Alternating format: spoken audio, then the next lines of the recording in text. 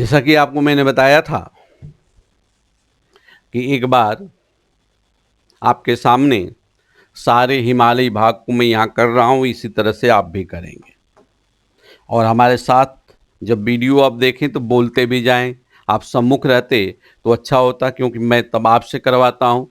एक एक करके एक एक स्टूडेंट को खड़ा कर दिया और ये सारा कार्य मैं खुद आपसे करवाने लगता हूँ।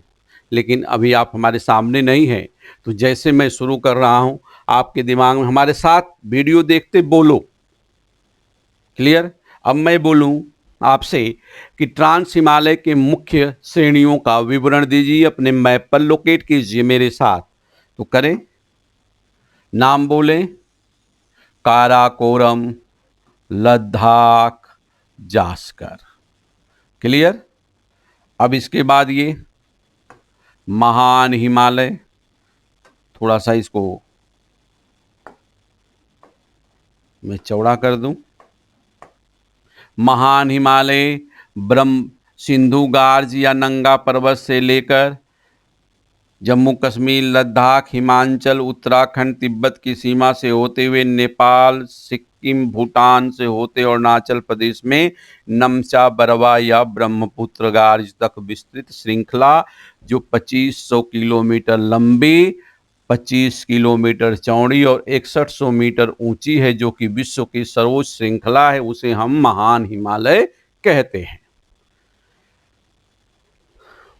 उसके दक्षिण में एमसीटी, मेन सेंट्रल थ्रस्ट को जब क्रॉस करते हैं तो दूसरा इसके समानांतर हिमालय आता है, और उस हिमालयी भाग को हम कहते हैं, क्या कहते हैं? मध्य हिमालय। मध्य हिमालय विखंडित अवस्था में, जिसे जम्मू कश्मीर में पीर पंजाल, हिमाचल में धौलाधर, जम्मू कश्मीर में पीर पंजाल, हिमाचल में धौलाधर, उत्तराखंड में नागटिबा, मसूरी, नेपाल में महाभारत, सिक्किम में डोंकिया और भूटान में ब्लैक माउंटेन कहते हैं। फिर इसके दक्षिण में एमबीटी है, मेन बाउंड्री थ्रस्ट है। उसके दक्षिण में इसके ठीक समानांतर शिवालिक हिमालय है, जो कि प्लेओसीन युग का है, तो यह भी विखंडित है, जिसको जम्मू कश्मीर में जम्मू हिल्स, उत्तरी पंजाब में किराना, उत्तराखंड में धांग डुंडवा या शिवालिक, उत्तर प्रदेश नेपाल की सीमा पर चूड़िया, बिहार की सीमा पर रामनगर, सोमेश्वर, बंगाल के उत्तरी भाग में सीमा पर बंगाल द्वार, अरुणाचल प्रदेश में डफला, मीरी अबोर के नाम से जानते हैं। फिर दिहांग गार्ज के पास या ब्रह्मपुत्र गार्ज के पास हिमालय तीक्ष्ण मोड़ बनाते हुए दक्षिण की ओर स्थानांतरित हो जाता है, तो दिहांग गार्ज से लेकर मिजोरम तक इसको पूर्वांचल हिमालय कहते हैं। यह अरुणाचल प्रदेश, नागालैंड, असम, मणिपुर, मिजोरम, त्रिपुरा इत्यादि राज्यों में विस्तृत है, और यह भी विखंडित अवस्था में है। तो सबसे उत्तरी श्रेणी इसकी है, सबसे उत्तरी श्रेणी का नाम है मिसमी की पहाड़ी, फिर पाटकोई बिम, नागा, ईस्ट मणिपुर, लैमातोल, बैरल, भूबन, पूर्वांचल, भूमन, मिजो और त्रिपुरा की पहाड़ियाँ। तो कितने मिनट लगा हमें करने में, ये देखो। और यही नहीं, जब कंप्लीट फिजियोग्राफी आपको करवा लूँगा तो पूरे भारत की श्रेणियों को मैं, अगर मुझे करना होगा तो 3 से 5 मिनट में सारी पहाड़ियाँ इस पर आपके सामने मैं लोकेट कर दूंगा। और आपको भी मुझसे बेहतर आना चाहिए, सीख कर करने की कोशिश करो। जब पहाड़ियों की साथ साथ चोटियों या अन्य लोकेशंस को आप सीख जाओगे तो ज्योग्राफी का 60% काम हो जाएगा। कैसे हो जाएगा आगे आपको मैं बताऊंगा।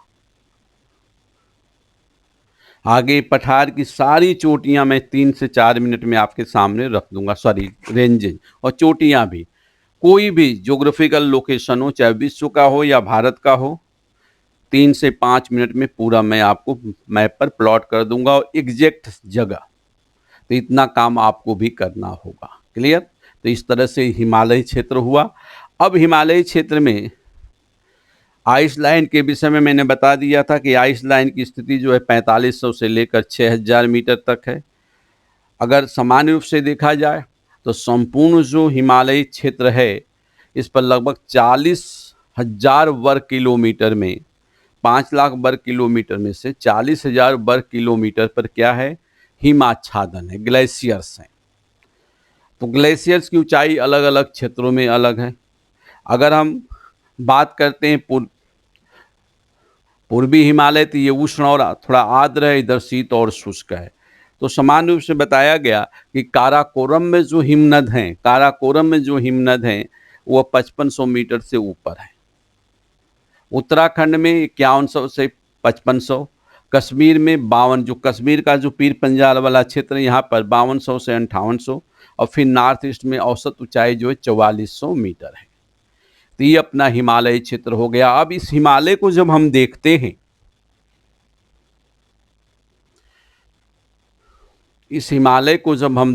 जो कि आप देख रहे हो इस मैप पर, तो इसकी इंपॉर्टेंस क्या है, सिग्निफिकेंस क्या है। तो सबसे बड़ी चीज, हिमालय है तो हम हैं। अब इससे बड़ा कोई इंपॉर्टेंट हो ही नहीं सकता है। If you are there for I am, अगर आप हैं तो मैं हूं। तो अगर आपसे कहा जाए कि एक लाइन में इसका महत्व बताओ, तो सीधे बोलेगी हिमालय है तो हम लोग हैं, हिमालय नहीं होता तो हम लोग नहीं होते, अगर होते भी तो इस अवस्था में नहीं होते, क्योंकि हिमालय नहीं होता तो अगर हम निरपेक्ष रूप से पृथ्वी की स्थिति देखें तो ये पूरा का पूरा भारतीय भूभाग रेगिस्तान होता। और जब रेगिस्तान होता तो हम बोले तो 1 अरब 40 करोड़ जनसंख्या नहीं होती, 140 करोड़ जनसंख्या यहाँ नहीं होती। सिर्फ 140 करोड़ नहीं, पाकिस्तान की जनसंख्या, बांग्लादेश की जनसंख्या और अप्रत्यक्ष रूप से इधर की जनसंख्या या चीन की भी जनसंख्या अप्रत्यक्ष रूप से इसके ऊपर निर्भर है। तो आप हैं तो हम हैं, अरे कहने का मतलब हिमालय है तो हम हैं, हिमालय है तो हमारी सभ्यता है, और हमारी सभ्यता को हम क्या बोलते हैं, आर्यन कल्चर या भारतीय सभ्यता, और आप हैं तो भारत है। हिमालय स्वर्ग है। लोग कहते हैं कि हिमालय स्वर्ग है क्या? हाँ, स्वर्ग है। स्वर्ग किसे कहते हैं हमने देखा नहीं, लेकिन कई बार हमने बोला। अगर आप मुझसे पूछते हो कि स्वर्ग क्या है, तो मैं आपसे बोलूंगा कि मैं स्वर्ग में हूं। ये अजीब सी बातें, शायद कई बार ये प्रसंग आ चुका है। स्वर्ग का मतलब जीवन का वो पहलू जहां आपको सेटिस्फैक्शन मिलता हो। अब अदर वर्ड जो है, स्वर्ग की बात हो रही है कि जो दूसरा विश्व या लोक है, परलोक जिसे कहते हैं, वहां स्वर्ग है, किसने देखा? लेकिन मैं तो यही स्वर्ग महसूस कर रहा हूं। बचपन से आप पढ़ते आ रहे हो, सुनते आ रहे हो कि सुख दुख में जो एक समान रहे, वो मानो क्या होता है, काफी व्यवस्थित होता है। तो जीवन है तो चुनौतियां तो होंगी, यद्यपि चुनौतियों की आवृत्ति और तीव्रता में अंतर होगा, और भूगोलविद्ता होने के नाते तो सारी प्रवृत्ति आप समझते हो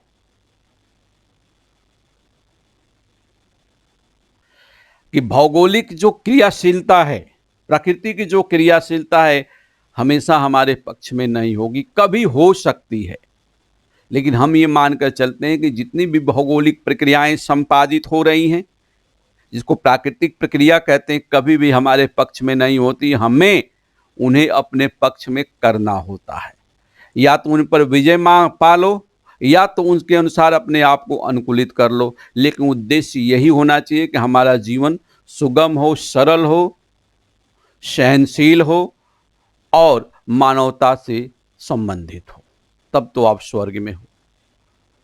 कभी पैसे की प्रॉब्लम, कभी पड़ोसी की प्रॉब्लम, कभी परिवार की प्रॉब्लम, तो ये प्रॉब्लम नहीं है, ये अंतर क्रियाएं हैं, उसमें हमें एडजस्ट करना।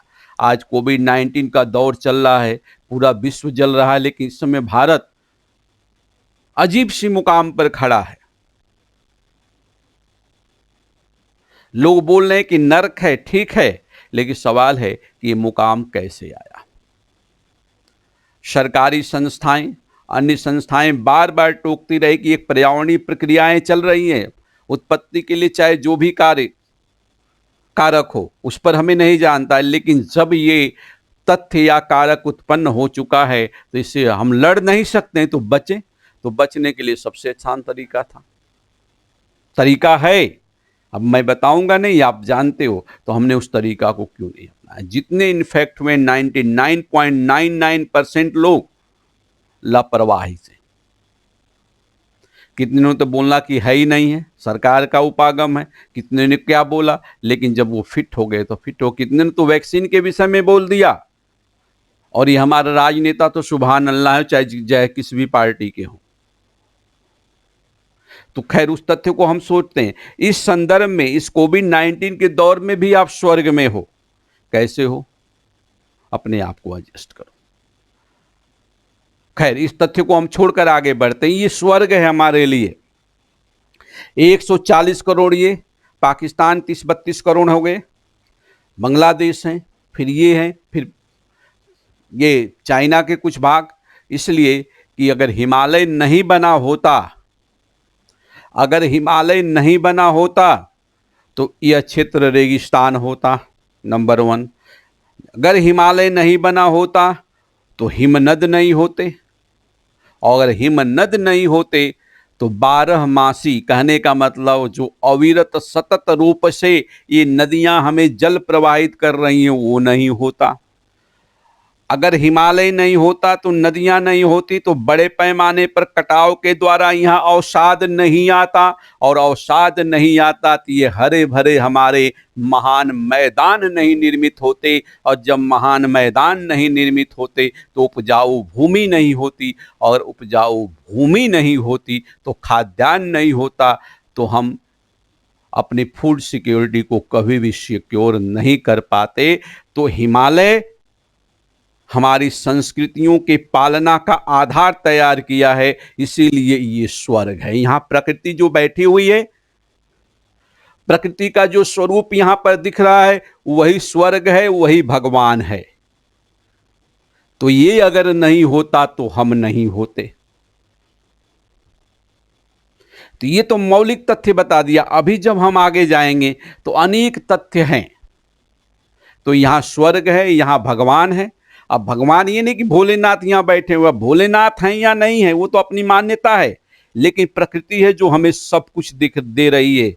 स्वच्छ जल दे रही है, उपजाऊ भूमि दे रही है, और वन दे रही है। जो वन क्या हमें देख रहे हैं, शुद्ध ऑक्सीजन दे रहे हैं, फल दे रहे हैं, हाइड्रो इलेक्ट्रिसिटी का उत्पादन किया जा रहा है, अनेक प्रकार के मिनरल्स दे रहे हैं, प्राकृतिक सौंदर्य दे रहे हैं, हमारी स्पिरिचुअलिज्म के लिए, आध्यात्मवाद के लिए आधार प्रदान कर रहा है। तो हिमालय में क्या नहीं है, सब कुछ है। अब पॉइंट वाइज चूंकि ये बातें कह दी गई, हम अपने आप पर गर्व करते हैं, लेकिन ये सब कुछ किसने दिया? प्राकृतिक घटना ने। कौन घटना? टेक्टोनिक फोर्स, विवर्तन की बल, विवर्तन की प्रक्रियाओं के कारण ये सब कुछ हुआ। और जब विवर्तन की प्रक्रियाओं के कारण हुआ, एक सुंदर सा, इतना हमें एक सुंदर सा देश मिला, ये विवर्तन की प्रक्रियाओं का योगदान है। इसलिए प्रकृतिवाद सर्वश्रेष्ठ है, प्रकृति सर्वश्रेष्ठ है। लेकिन अगर हम पॉइंट वाइज लेना चाहते हैं तो सबसे पहले हिमालय हमें नेचुरल बाउंड्री देता है, जिससे हमारी रक्षा होती है। Number 2, climate. हिमालय है तो मानसून है, क्योंकि मानसूनी हवाएं यहीं से रुककर यहाँ वर्षा कर देती हैं। जेट स्ट्रीम को यह नियंत्रित करता है, कोल्ड वेव को रोकता है। अगर हिमालय नहीं होता तो ये रेगिस्तान होता। तो पूरी तरह से भारतीय मानसून भारतीय जलवायु का नियंत्रक है। नंबर 3, यहाँ से सैकड़ों 12मासी नदियां निकल रही हैं, जिस पर चर्चा किया। स्वच्छ जल दे रही है, निर्मल जल दे रही हैं, जिसमें गंगा जल, सिंधु जल सब स्वच्छ हैं, निर्मल हैं। उसको दूषित तो मानव ने किया। अवसाद के द्वारा भूमि दे रही हैं। हमने डैम बनाकर यहाँ बड़े पैमाने पर हाइड्रो इलेक्ट्रिसिटी का उत्पादन किया। यहाँ अनेक प्रकार के वन पाए जाते हैं। शायद ही विश्व की कोई ऐसी वनस्पति हो जो कि हिमालय में नहीं पाई जाती हो। सभी वनस्पतियाँ पाई जाती हैं क्योंकि यहाँ पर सभी प्रकार की जलवायु पाई जाती है। हिमालय में सभी प्रकार की जलवायु पाई जाती हैं और जलवायु ही वनस्पतियों का प्रमुख निर्धारक तत्व है, जैसा कि सर्वविदित है। फलोत्पादन होता है विशिष्ट प्रकार का। जो करेवा भूमि है, कश्मीर घाटी किसके उत्पादन के लिए? विशेष प्रकार के केसर के लिए, अन्य प्रकार के फलों के उत्पादन के लिए जानी जाती हैं। यहाँ अनेक प्रकार के मिनरल्स भी हैं। कोयला है, कॉपर है, सोना है, चांदी है, चूने के पत्थर है, रत्न जड़ित रत्न वाले पत्थर हैं, सेंधा नमक के पत्थर हैं। प्राकृतिक सौंदर्य दे रहा है, जो कि मानव की सबसे बड़ी आध्यात्मिक आवश्यकता होती है। प्राकृतिक सौंदर्य या मनोरंजन, सेटिस्फैक्शन, तीर्थ स्थानों के लिए स्थान दे रहा है। कुल मिलाकर ये माना जाए कि पर्यटन उद्योग भी यही दे रहा है। अगर एक लाइन में कहें तो शुरू वाली लाइन लेते हैं कि हिमालय हमारे लिए सब कुछ है। इस तरह से हिमालय विभाग को हम लोग ख़त्म कर रहे हैं। अब कितनी वीडियो बनी ये आप खुद देखें, कितने मैटर जा रहे हैं, कितना आप देखें। तो ये विश्व का एक नवीन भू आकृतिक प्रदेश है, जो कि अल्पाइन हलचल के दौरान टेथिस सागर में विवर्तन की प्रक्रियाओं के द्वारा निर्मित हुआ। और यह ओरोजेनी की जो प्रक्रिया हुई, पहले क्या हुआ?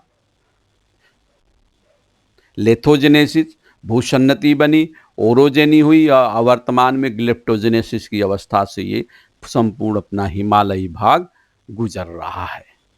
अब इसके बाद हम इसके ठीक आगे बोले उत्तर से दक्षिण की तरफ चलेंगे और इसके द्वारा उत्पन्न महान मैदान पर चर्चा करेंगे।